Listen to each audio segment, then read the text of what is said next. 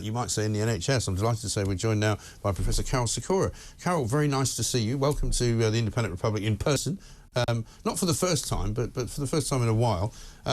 We've got to talk about cancer, I'm afraid, again, because we've found out today NHS strikes have caused 36,000 cancer appointments and operations to be cancelled, according to some new data. Which, I mean, again, I just have to say, I don't understand doctors who want to go on strike. I really don't. I don't see their point. When I ever see them talking about it, they seem a little bit sort of left-wing. They seem driven by political motivation rather than anything else. I don't really buy this idea that they're trying to save the NHS by stopping working in it, you know?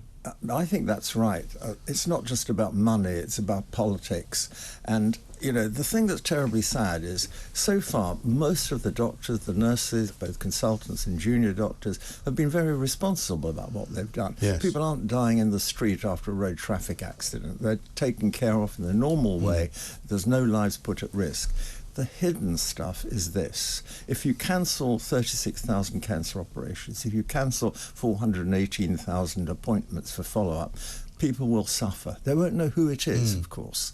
Not everyone's going to suffer, and that's the problem. But these are real people who have got real appointments and real problems and real health care issues, and it's not the common cold, you know, it's not just stay at home and, you know, don't go out for a while and take a COVID test. I mean, these are life and death decisions that they're making, surely. Absolutely. And it's, you know, who knows who the people are?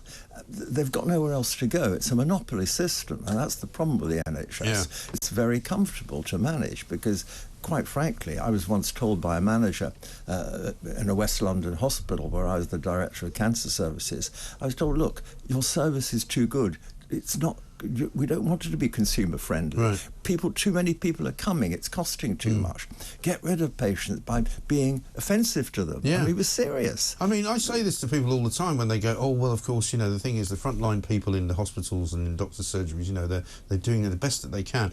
That's not my experience. I see an awful lot of people who talk to us here on a daily basis. They've been treated badly by people inside hospitals. They've been, you know, people have been very rude to them. They've been sort of shoved around. They've had their appointments moved, missed, whatever. You know, Kevin O'Sullivan himself been trying to get an appointment with his GP.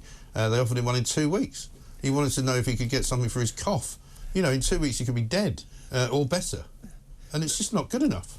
There's got to be better ways of doing things. But going back to the doctor's strike, I think there's fault on both sides. They've got to sit in a room, lock the door, come out with an agreement. Otherwise you don't come out. Both sides. True, but I think the problem for us as ordinary members of the public and customers of the NHS, if you like, the next strike is planned for 3 days, October the 2nd, the 3rd and the 4th, which of course is the same week the Conservative Party conference is on.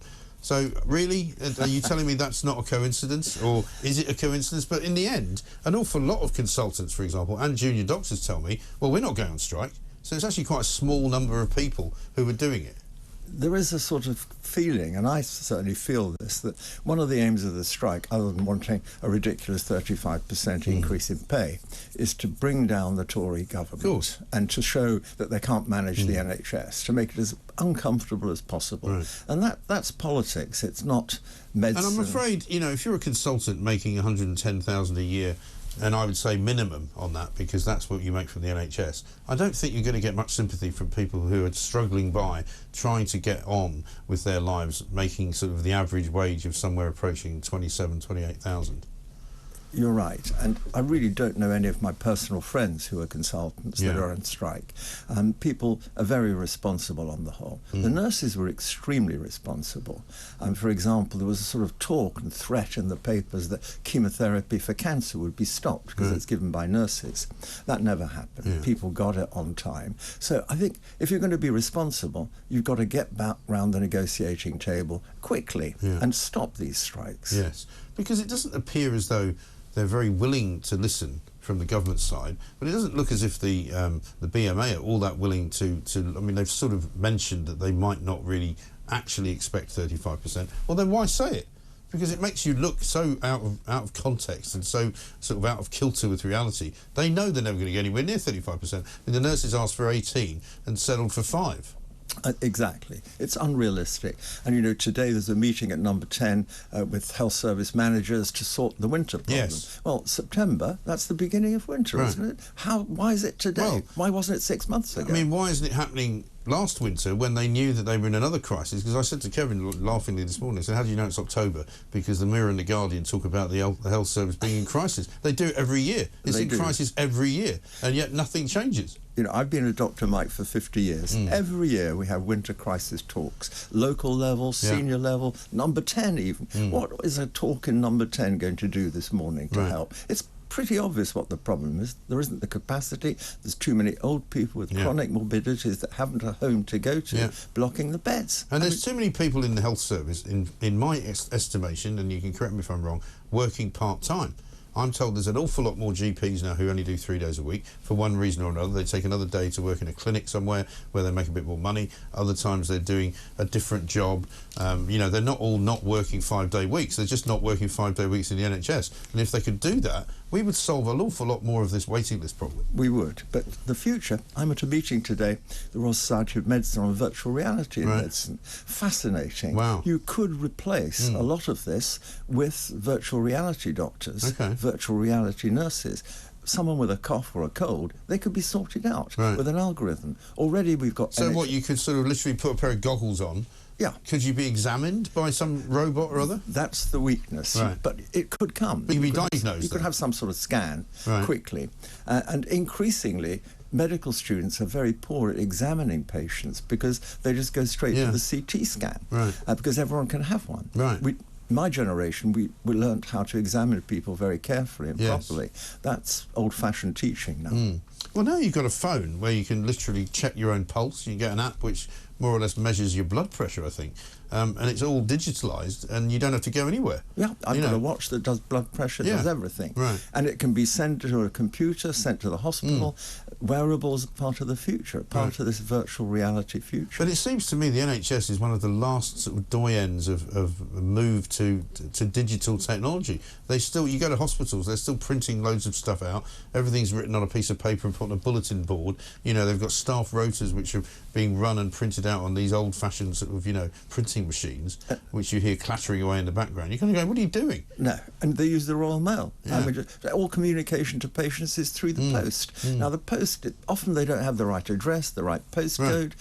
It's well, I've had, as you know, I mean, we talk about the NHS an awful lot on this show. We get people writing, sending us tweets and sending us messages saying, you know, I only got the letter today to tell me that my appointment was yesterday. You know, and they didn't know, so they missed it. And then another guy yesterday rang in. This, I think, breaks all known records. He said he'd been waiting for a knee replacement. This is in Caerphilly in Wales, and we know Wales is even worse than England because it's run by the Labour Party. 14 years he's been waiting. I mean, I literally fell off the chair. 14 years. At one point, they took him off the actual waiting list because they thought he was dead, and then they put him back on again when he informed them that he was still alive. And then he was supposed to have it this week, and guess what? It got cancelled. You know, what we saw during the pandemic was amazing with the vaccine programme, and I keep using this as a model of where the NHS really pulled together. They got smartphones to work, so you can find on your phone, if you've been vaccinated, the batch number of every vaccine you've had still. Now, that has not been transmitted to modern healthcare. Why, I just don't know. It can be done. Sure, it was done because it was needed urgently, and private sector companies came in and did it for them, but it was a tremendous achievement. And we could do the same for cancer follow-up. We could do the same for heart disease, but it's not being done. We just don't have the technology. And do you think that's the fault of those who plan the future of the NHS, i.e. some of those who are going to be meeting with politicians today? Because I don't defend politicians, but I do say that these are the least likely people who can alter the way the NHS works. You know, they can give it the money, they can afford, to pass the buck, if you like. But the people running the NHS really should be the ones that answer for it, surely. They're not innovative. They're scared of the technology, they're scared of the future, and they're scared of the politics. All the time, the NHS becomes a political football. Labour, Conservative, bash it around, diversity, opportunity and so on. Let's just get a service that works. Net zero is another one. Budget airlines don't bother with that. They just get on and make it applicable to everybody. Keep the costs down, the service as good as possible, and you get going. With the NHS, we don't have that mentality. I know, absolutely shocking. Great to see you, Professor. Thank you very much indeed. You're going back to the conference, and you may have to bring us some more news from that sooner rather than later. It could be that robots are the future in the NHS as well as they are elsewhere. Professor Karol Sikora, thank you very much indeed.